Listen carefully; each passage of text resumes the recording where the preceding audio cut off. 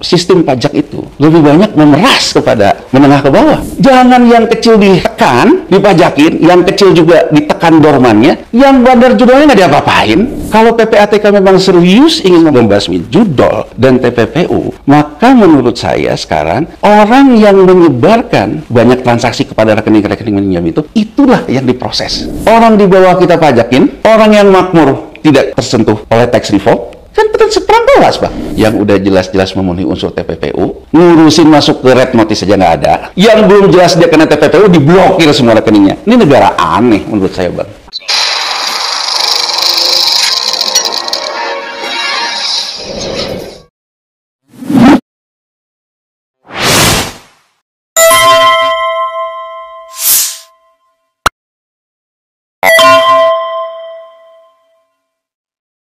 Kembali bersama saya di Abraham Samad Speak Up. Netizen, hari ini saya menghadirkan tamu yang luar biasa. Ini sahabat kita semua, Bung Yanwar Rizky. Assalamualaikum. Waalaikumsalam warahmatullahi wabarakatuh. Bung Yanwar ini ekonom senior. Bung Yanwar menarik ya melihat gonjang-ganjing fenomena akhir-akhir ini tentang apa yang dilakukan PPATK. Ya. Menutup atau memblokir rekening yang dianggap pasif. Ya, kira-kira begitulah. Dan totalnya hampir 31 juta rekening yang tersebar di 107 bank diblokir oleh PPATK. Anehnya korban sudah mulai berjatuhan nih. Kenapa saya bilang korban mulai berjatuhan? Karena ternyata rekening-rekening ini yang diblokir banyak rekening yang yayasan sosial, keagamaan, yayasan pendidikan atau yayasan peduli bencana alam, sehingga mereka tidak bisa lagi beraktivitas. Bahkan juga rekening-rekening persorangan yang kelas di bawah, kasihan ini kan. Tiba-tiba mau ngambil duit, anaknya tiba-tiba sakit. Karena kan memang selama ini orang tinggal makan tabungan nih. Nggak bisa pula. Menyedihkan. Menurut Bang Yanwar nih, apa sih yang dilakukan PPATK ini? Ini aneh ya, membuat risau, membuat semakin gaduh nih Republik. Ya. Jadi Bang Samad, kalau saya melihat ya, pertama Pertama itu sebetulnya rapat dengar pendapat antara Kepala PPATK Ivanus Tivandana dengan DPR. Dia mengatakan bahwa banyak penerima bansos itu main judol. Ya, itu alasannya. Awalnya. Ya. Kemudian dalam berapa lama berikutnya dia mengatakan untuk melindungi masyarakat yang rekeningnya dipakai dalam jual beli rekening, jual beli rekening, maka dia melakukan pemblokiran rekening. Keterangan pertama dikatakan, ya saya hanya baca di media ya, jadi Humas PPATK mengatakan itu ada sekitar 12.000 rekening awalnya, dengan nilai total 434 miliar. Ya kan? Nah, saya baca, oh itu yang diserahkan ke APH, penegak hukum. Berarti kan kesimpulan saya, itu yang dianggap sebagai ada indikasi bermasalah lah TPPU terkait dengan bansos ya kan. Terus sekarang kita juga baca jutaan nama-nama pegawai BUMN segala macam ya. Nah kemudian medsos jadi rame. Ada banyak orang mengatakan rekeningnya terblokir oleh PPATK. Kemudian PPATK mengatakan lagi bahwa itu untuk preventif, semua yang dorman, yang tidak aktif, agar tidak dipakai oleh mafia rekening lah kurang lebih gitu ya, dijual belikan, dia blokir. Nah, ramailah di situ kan. Dia kemudian menjelaskan apa sih yang dikatakan dorman. Dalam press release PPATK, dorman itu dia katakan rekening tidak aktif itu apa? Karena rekening tidak aktif ini Bang Samad ya. Ada pemahaman rekening tidak aktif itu bahwa saya memang tidak pernah ke ATM, saya tidak pernah ke mobile banking, saya tidak pernah ke segala macam, karena saya pernah mengurus rekening ibu saya kena dorman oleh bank-bank. Bang Yanwar? Ya, jadi ibu saya ini kan pensiunan, pensiunan dari Kesdam ya, jadi pensiunnya di Asabri. Pertama, ibu saya ini kan sakit Bang, sakit tua, jadi ikut sama saya. Nah, saya kemudian dikasih tahu oleh orang kantor pos di Bandung, bahwa ibu saya harus ada lapor diri dari Asabri pertamanya. Nah, dari Asabri lapor diri itu, nah karena ibu saya sakit, tidak lapor diri kan Bang. Kemudian di stoplah pensiunnya dari Asabri, karena waktu itu Asabri sendiri mencoba meng-cleansing Bang, orang-orang yang sudah tidak ada. Kalau dia tidak lapor diri, berarti orangnya tidak ada. Berarti nggak boleh terima pensiun. Kan kalau di soal pensiun, kalau kita tidak lapor diri bahwa sudah tidak ada, nah itu. Nah saya urus Bang, nah saya urus, alhamdulillah dari Asabri bisa visit ke rumah saya, lihat ibu saya masih ada dan memang sudah tidak bisa ini, dibuka. Nah, ketika dibuka, saya ceklah ke bank ibu saya. Saya nggak bisa akses. Rekening ibu saya di banknya kena dorman, Bang. Nah, saya tanya ke bank, kenapa rekening ibu saya kena dorman, gitu kan? Di SOP bank tempat ibu saya itu mengatakan bahwa kalau 1 tahun tidak pernah ke ATM, tidak pernah ke segala macam, itu akan terlock gitu loh. Nah, dia suruh ibu saya buka lagi. Nah, untuk ibu saya buka lagi itu ada istilahnya di SOP bank itu bahwa ibu saya masih punya kemampuan lah. Tidak pakai pengampu namanya, Bang. Nah, ibu saya udah nggak bisa tanda tangan, Bang, kan ibu saya memang sudah sakit ya, nggak bisa tanda tangan. Nah, saya harus urus sampai ke notaris dengan ahli waris segala macam. Inti poinnya, Bang, ketika saya ngurus dorman itu, kena dorman di bank saja nggak gampang lo ngurusnya untuk mengaktifkan. Berbelit-belit, gitu ya. Kedua, ketika saya baca, memang ada berapa sih orang yang memang tidak pernah ke bank, tidak segala macam. Ternyata kalau saya lihat di medsos, dia itu suka ke bank juga, tapi kena blokir gitu kan. Nah, akhirnya dari press banyak contoh orang yang aktif kayak Ustaz Dasar Latif. Iya, Dasar Latif. Nah, kemudian saya baca di rilis PPATK, dorman pemahaman PPATK itu ternyata kalau ada uang masuk terus tapi nggak pernah keluar, itu dianggap dorman juga oleh dia. Bukan definisi dorman yang saya di bank tadi. Dalam 3 bulan, saya mencoba berprasangka baik dulu, Bang ya. Berprasangka baik itu intinya gini, bahwa sistem alertnya PPATK mengalert ada banyak orang yang terima uang kemudian nggak pernah keluar, rekeningnya itu dipakai untuk pooling gitu ya, dan itu terkait dengan judol. Tapi saya kemudian beranjak lagi gitu, kan gini, Bang, kalau memang Anda menangkap potensi indikasi adanya tindak pidana pencucian uang sesuai dengan Undang-Undang Amanat terhadap PPATK, Undang-Undang 8 ya. Nomor 8, PPATK bukan aparat penegak hukum, Bang. Kewenangan dia itu menangani analisa dan pelaporan. Jadi kan menurut saya, kalau dia mencurigai, katakanlah kita ngomong 31 juta yang Bang Samad katakan. Kalau menurut Pak Ustadz Dasar Latif, 121 juta kan, rekening itu jumlahnya. Nah, katakanlah seperti itu, Bang. Kan menurut saya, anggap aja 121 juta ya, yang dikatakan oleh Pak Ustadz Latif ya. 121 juta, suspek. Kan yang harus dilakukan PPATK sesuai undang-undangnya, dia kirim telex atau telegraf ke bank untuk bank itu melakukan KYC. SOP-nya selalu di Undang-Undang PPATK adalah knowing your client. Ya kan?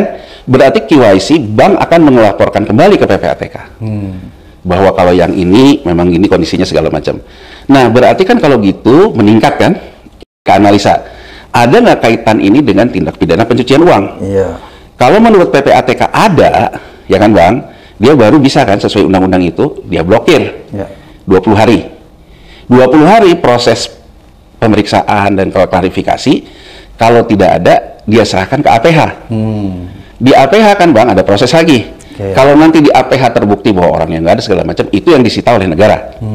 Nah, jadi menurut saya, Bang, ibaratnya gini, Bang, saya selalu mengambil contoh, saya kepala desa punya lumbung pangan di kantor kepala desa.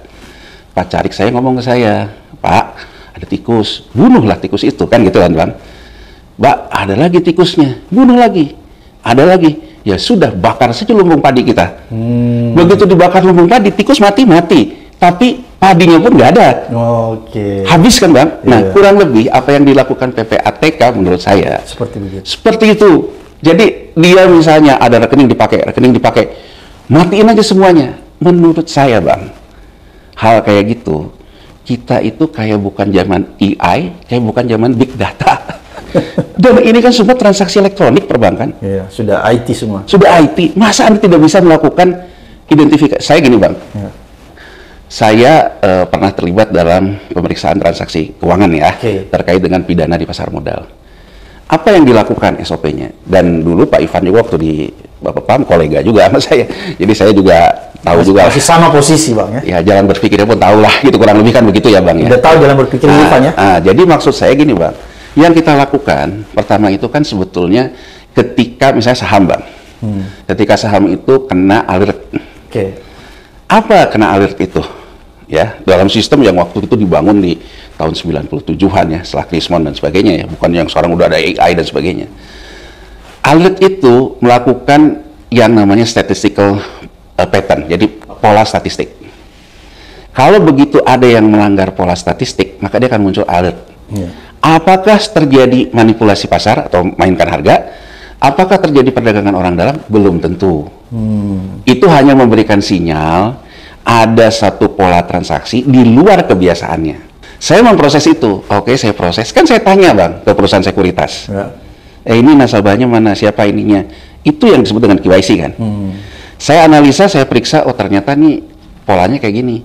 Coba dong lihat rekening efek kalau di saham ya. Ada rekening dana. Coba lihat rekening dananya. Ternyata dari rekening dana itu saya lihat, oh orang ini nggak pernah pakai rekening sendiri. Selalu menyebarkan hasil dananya ke banyak tempat.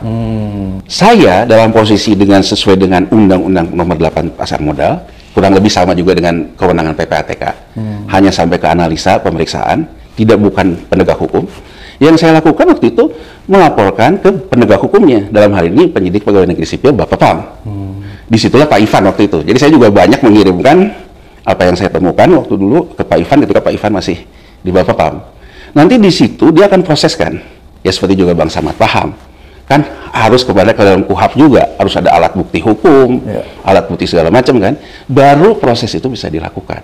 Nah, menurut saya Bang, alih-alih mengatakan memberikan perlindungan kepada masyarakat, menurut saya PPATK justru menunjukkan bahwa dia seolah tidak cakap sebagai bagian dari penegakan hukum TPPU itu sendiri. Kenapa saya mengatakan gini Bang? Mohon maaf nih, kalau saya jadi anggota DPR, saya akan cecar Kepala PPATK. Saya cecar apa? Kalau Anda tahu bahwa rekening itu dipakai oleh banyak orang, dan Anda mengatakan setelah diblokir rekening itu, deposit judul turun sampai 70%, berarti Anda tahu dong bandarnya yang pakai rekening itu. Kenapa bandarnya udah Anda kasih belum ke aparat penegak hukum? Bang, ini kan sesuatu yang lucu menurut saya dari kategori pemeriksaan dan penyidikan. Anda tahu banyak rekening dipakai, tapi Anda tidak melaporkan yang make. Gitu loh Bang. Malah Anda hantam semua yang dipakai. Yang makainya tidak Anda laporkan. Jadi mohon maaf gitu, dengan seluruh respek saya juga ke PPATK ya. Menurut saya, kalau PPATK memang serius ingin membasmi judol dan TPPU, maka menurut saya sekarang orang yang menyebarkan banyak transaksi kepada rekening-rekening meminjam itu, itulah yang diproses. Nah, sekarang kan ada unsur sendiri-sendiri atau bersama-sama, bersekongkol kan Bang? Kalau kita ingin membuktikan unsur bersekongkol, baru kita periksa orang-orang yang dipakai rekeningnya. Apakah dia bagian dari bersekongkol? Atau dia murni hanya dipakai tidak tahu apa-apa? Ya kan Bang? Sekarang masuk akal nggak? Ada rekening yang tidak punya hubungan dengan si bandar, Anda blokir juga. Dengan atas nama melindungi nasabah katanya dipakai rekeningnya, nggak masuk akal menurut saya. Kalau menurut saya, ya kan, berarti Anda kan sudah tahu pola pembandaran rekeningnya, pola relasi yang pakai rekening yang banyak, Anda dalami yang ini, ya kan, selesaikan. Jadi dari sini Bang, kalau menurut saya, ya mungkin saya nggak ngerti ya apa yang terjadi ya. Cuman maksud saya dari kerangka SOP, pemeriksaan, penyidikan, kan kalau PPATK ini berarti legalnya cuma sampai pemeriksaan Bang. Tidak bisa sampai penyidikan. Menurut saya kebijakan untuk preventif yang dipunya oleh PPATK itu adalah kebijakan mengatur bank dalam hal KYC.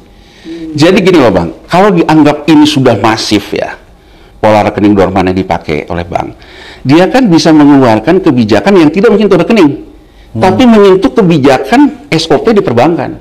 Misalnya dia mengatur, saya mengatur bahwa perbankan saat ini yang namanya rekening dorman harus ditambah rekening prosedur tambahan seperti ini. Anda harus lapor ke saya. Ngapain Anda blokir ujungnya gitu? Nah, jadi menurut saya Bang, di situ persoalan mendasarnya. Kemudian saya ikutin ya, termasuk yang dikatakan Pak Ustadz Latif ya. Pak Ustadz Latif kan bilang, ketika Pak Ustadz Latif ini ternyata kalau saya simak videonya, itu memang dia terkena definisi dorman, terima uang terus, nggak pernah keluar. Karena kata Pak Ustadz Dasar Latif, dia bilang setiap dia terima uang terkait dengan kegiatan ceramahnya, dia masukkan ke rekening itu dia pakai untuk nabung dia buat masjid.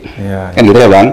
Nah jadi kan sebetulnya dia kena oleh PPATK karena rekening itu masuk terus nggak pernah keluar selama 3 bulan.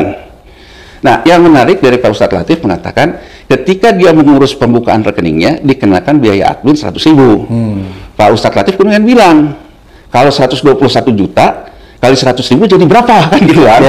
Nah jadi menurut saya isu ini akhirnya jadi liar seolah-olah negara ini sedang mencari duit. Sedang cari duit Bang di tengah seolah-olah ada PNBP, ya kan ada apa-apa dipajekin. Sekarang aja orang ribut royalti, nggak ada apa-apa bahkan dengar lagu Indonesia Raya pun harus kena royalti. Kan negara ini semakin aneh, semakin menunjukkan ada semacam yang ditangkap oleh masyarakat. Negara ini butuh duit, membuat yang tidak ada transaksi jadi ada transaksi. Kan gitu ya. Saya mengkuat apa yang dikatakan oleh Pak Ustadz Latif gitu. Kalau 121 juta dia bilang kali 100.000 berapa itu? Nah itu untuk biaya apa? Jangan-jangan PNBP kan kecurigaan ke sana Bang. Pendapatan negara bukan pajak kan. Jadi seolah-olah negara ini melihat ada banyak rekening tidak aktif, dia gedor supaya orang datang karena biaya. Ini kalau jalan berpikir Pak Ustadz ini. Dan menurut saya Bang ya, yang harus diperhatikan tuh gini. Mungkin saya ingin lebih ke konsepnya Bang ya. Uang itu kan ada 3 Bang, fungsi uang. Satu untuk transaksi, satu untuk berjaga-jaga, satu untuk spekulasi Bang. Orang Bang, kalau dia udah punya pendapatan, uangnya dipakai untuk transaksi, kemudian dia masih ada sisa konsumsinya, orang akan menabung Bang untuk berjaga-jaga namanya. Supaya aman ya? Supaya aman. Nah ketika orang berjaga-jaga, orang mungkin melihat tabungan saya ini bunganya kecil, segala macam kecil. Ada yang masuk ke faktor ketiga yang disebut spekulasi. Spekulasi ini ada yang disebut dengan positif Bang, ya kan? Investasi misalnya. Investasi itu tidak ada yang menjamin, ya kan? Saya ibaratnya harus menanggung risiko. Tapi kalau saya mengerti tentang risiko, mengerti tentang return, itu yang disebut dengan investasi itu ada spekulasinya, high risk, high return. Tapi ada juga Bang spekulasi yang memang saya berjudi. Totally. Nah, kalau kita bicara TPPU yang totally berjudi kan Bang? Ya kan, totally berjudi dan totally saya sebetulnya melakukan penghindaran, misalnya di fungsi transaksi. Saya melakukan penghindaran pajak. Itu TPPU. Transaksi yang dilarang, narkoba, segala macam, itu TPPU. Kalau ketika saya ngomong uang berjaga-jaga, menurut saya di mana TPPU-nya? Kalau kita bicara tabungan. Jadi saya ingin mengatakan dari 3 fungsi uang, yang bisa disentuh TPPU itu hanya yang fungsi transaksi dan fungsi spekulasi. Kalau fungsi berjaga-jaga, menurut saya apa TPPU-nya? Kecuali Anda bisa buktikan uang yang mendapat tabungan itu dulunya hasil korupsi, hasil apa? Tapi kan saya tidak memeriksa karena Anda punya saldo dorman, Bang. Saya memeriksa di saldo Anda ini mengandung transaksi TPPU atau spekulasi TPPU. Logiknya kan itu Bang, logikanya itu seperti itu. Jadi kalau Anda sekarang menyentuh yang namanya aspek berjaga-jaga tabungan, salah menurut saya.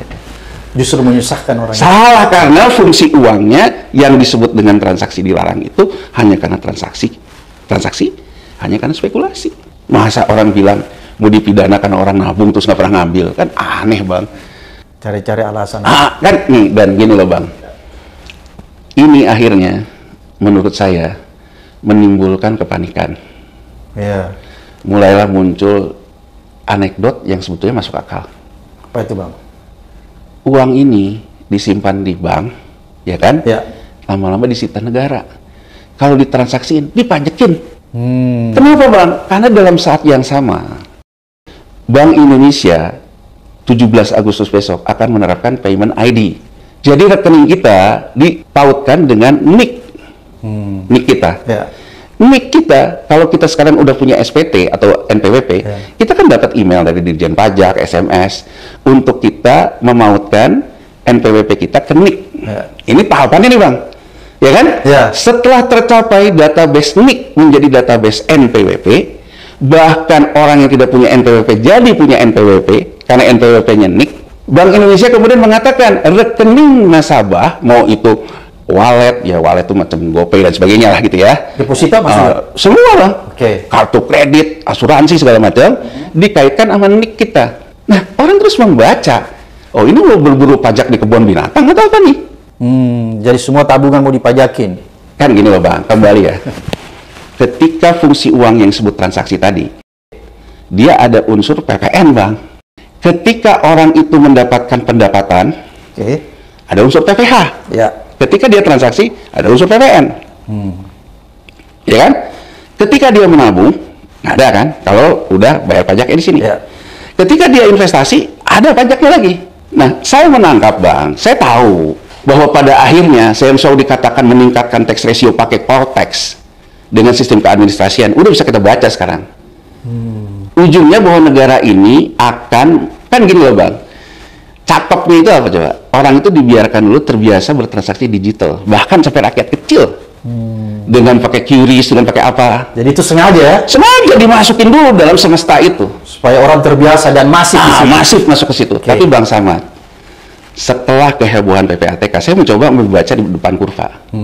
Bang Samad bayangin nggak, kalau besok misalnya ada pedagang kaki lima, dia pakai QRIS, didatengin sama pajak, kamu nggak bayar PPN. Memang kita tahu, di sektor kaki lima kita nggak bayar PPN. Iya. Nah, Gawat.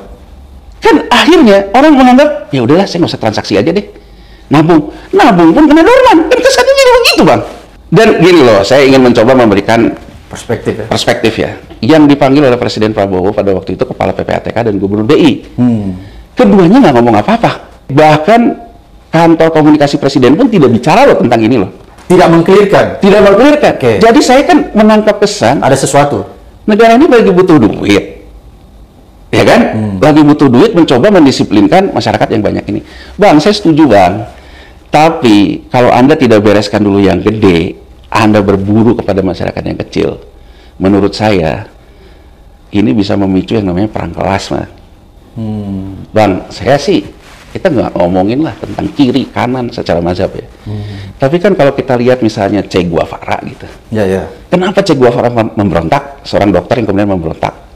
Karena dia menganggap sistem pajak itu lebih banyak memeras kepada Menengah ke bawah. Itu kan Che Guevara kan begitu. Sehingga akhirnya kita mengenal Che Guevara itu sebagai tokoh perlawanan perang kelas. Betul. Kalau ini yang ditempuh dari Dorman ini, kita udah tahu, lihat kan betapa masyarakat yang kecil-kecil yang kena jadi korbannya, saya nggak bisa ngapa-ngapain. Besok juga yang kecil-kecil dikejar misalnya soal ketidaktertiban membayar pajaknya. Menurut saya dengan situasi ekonomi kayak gini, kita bisa memicu perang kelas loh. Ini berbahaya banget ya? Berbahaya banget. Dan mungkin kalau saya sedikit-sedikit mau bergaya kayak pengamat politik, ya kan, apakah Presiden Prabowo nggak ngerasa bahwa dia sedang dijebak oleh orang-orang sekitarnya?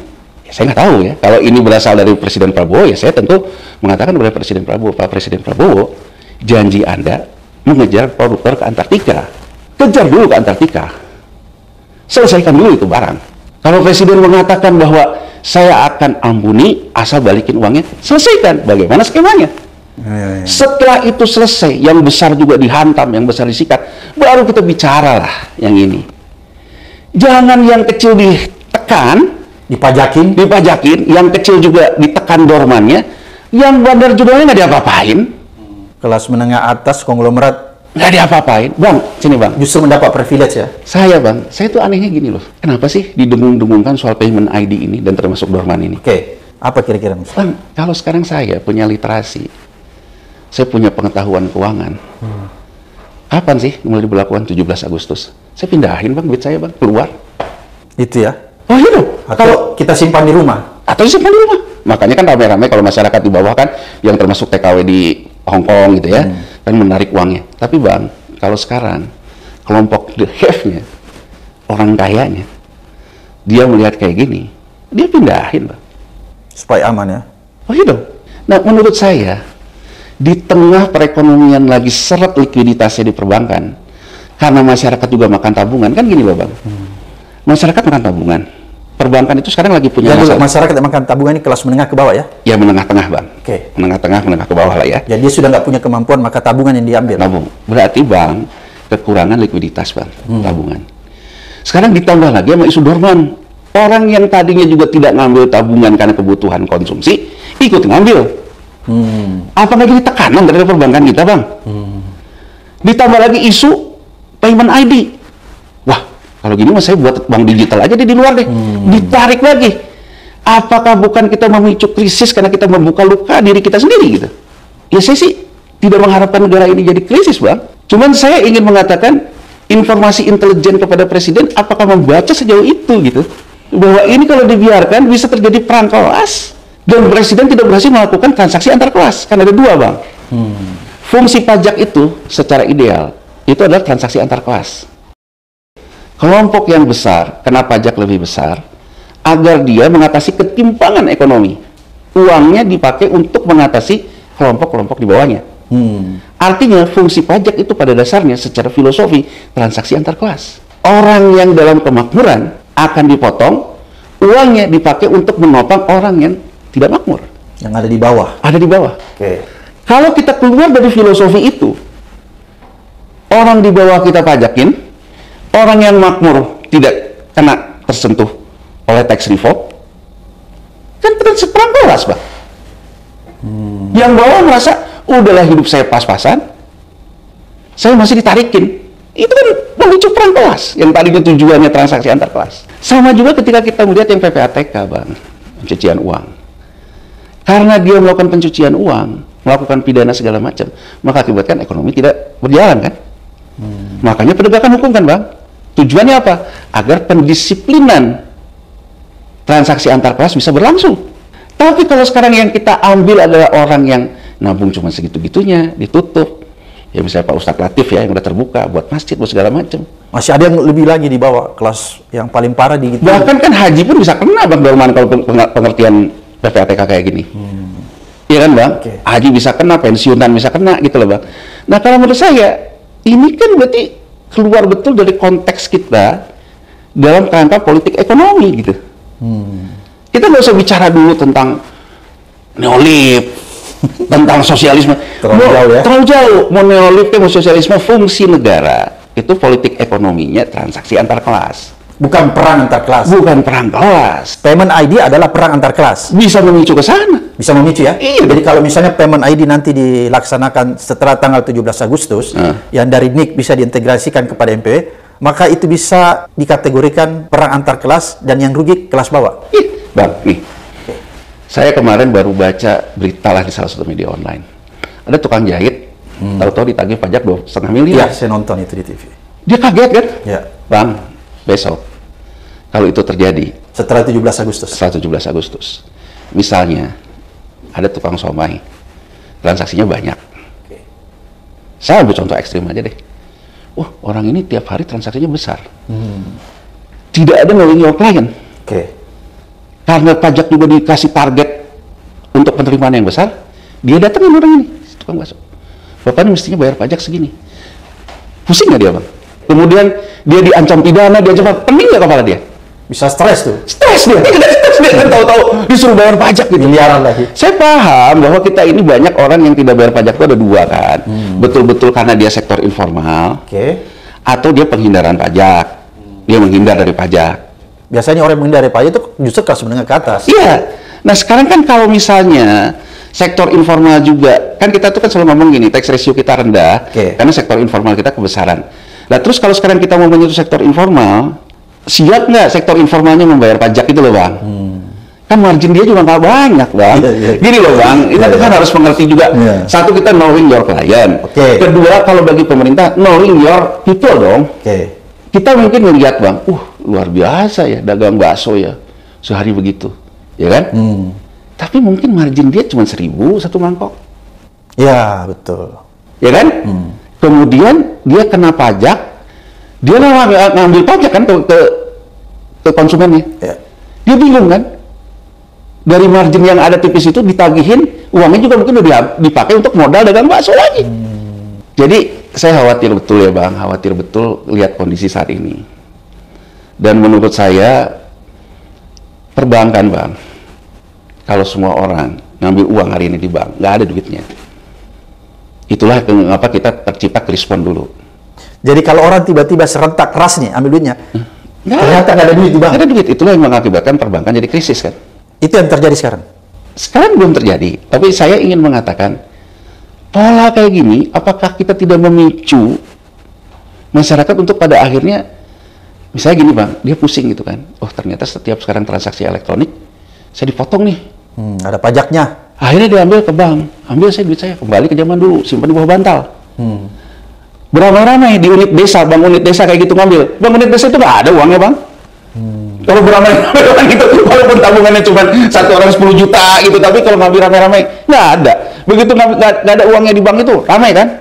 Ya kan? Jadi maksud saya, mungkin kita ini sebagai bangsa bisa terus berlanjut gini, karena memang kita ini banyak transaksi-transaksi underground ekonomi.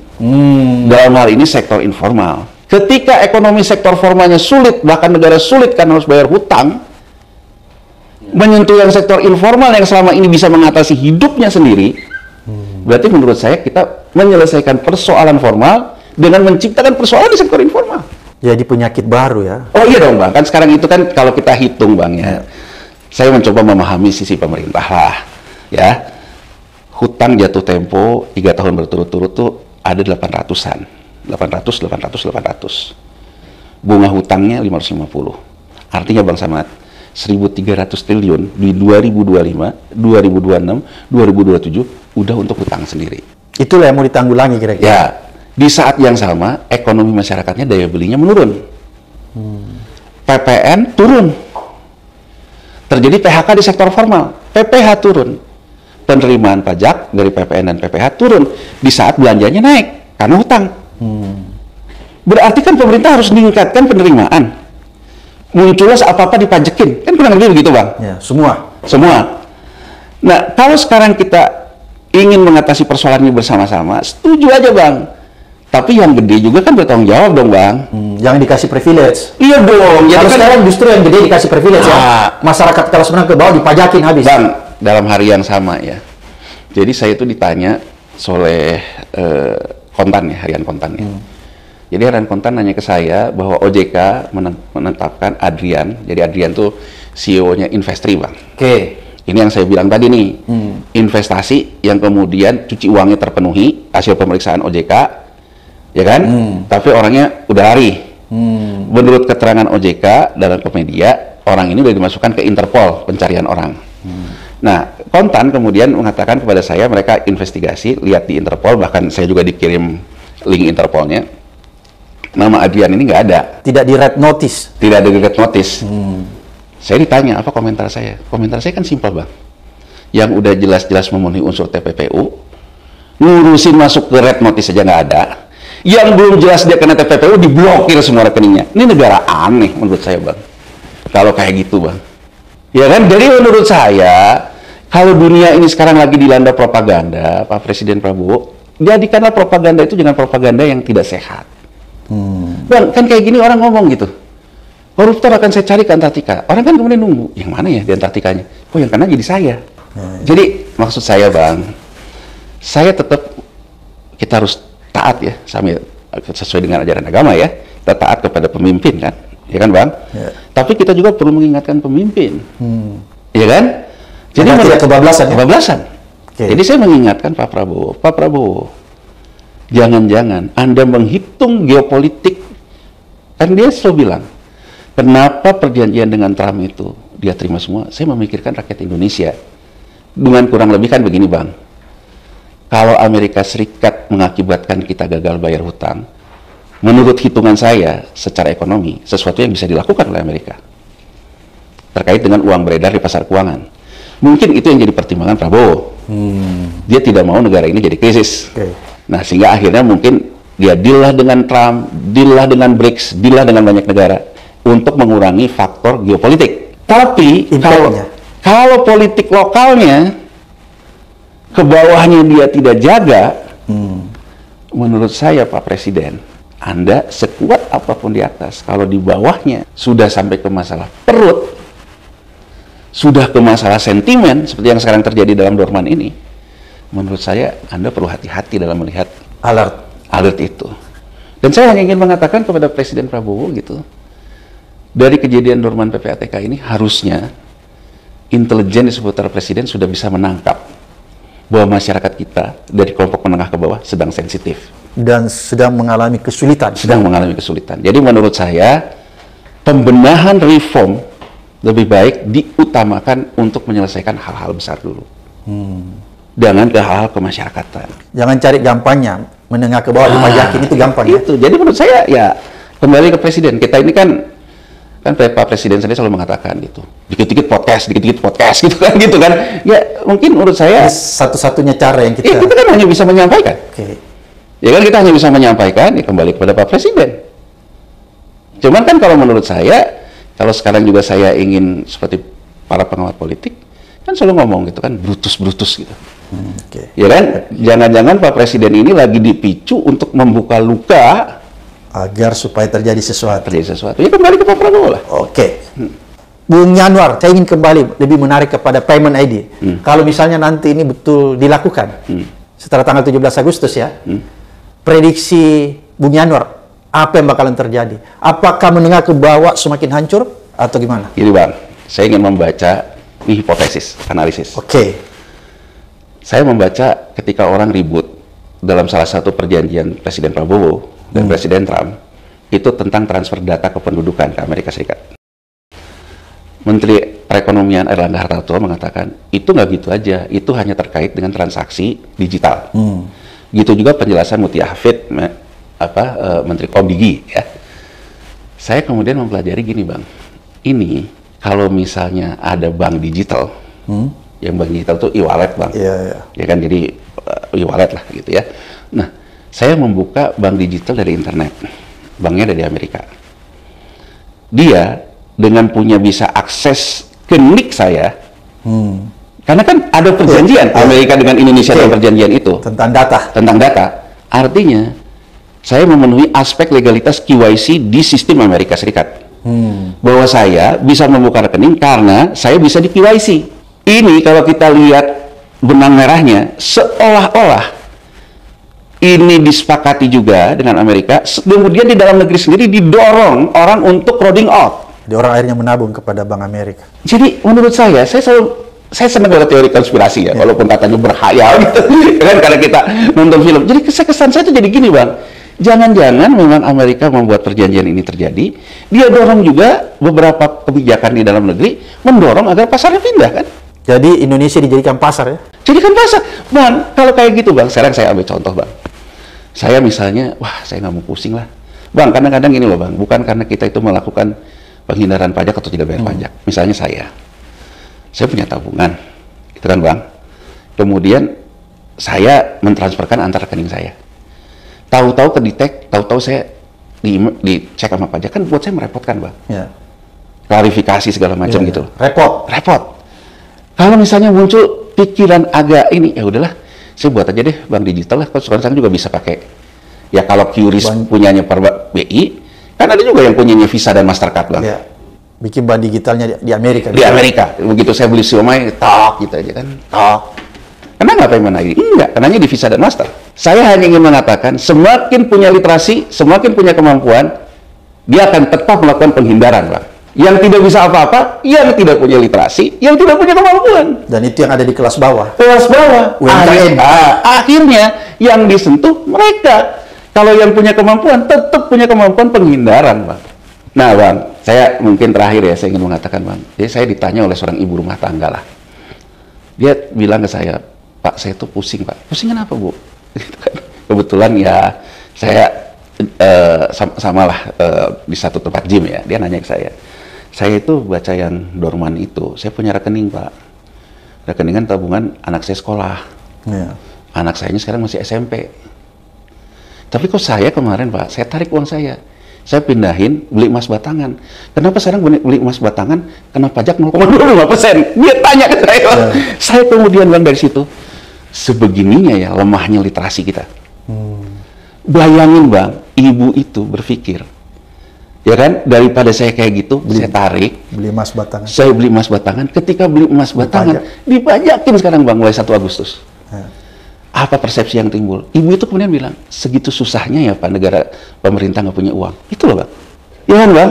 Sementara, kalau yang kelompok kaya beli emas batangannya nggak di sini Bang. Beli di luar. Beli di luar, pakai kripto dulu, dari kripto beli di luar. Supaya terhindar dari pajak. Jadi maksud saya tuh, kita tuh jangan sampailah jadi menimbulkan pada akhirnya hampir sebagian besar masyarakat itu menganggap pemerintahan ini jadi kayak dalam tanda petik tuh ngambilin duit mereka gitu. Ngambilin duit kelas bawah, kelas atas dikasih privilege.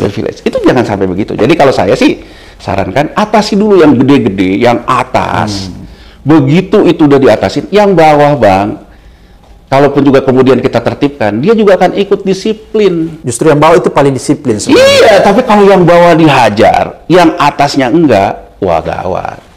Itu aja sih Bang. Oke, luar biasa netizen apa yang disampaikan Bung Yanuar ini. Tadinya banyak orang nggak memahami persoalan ini, akhirnya terbuka matanya lebar-lebar dan melihat inilah kondisi ekonomi kita sekarang.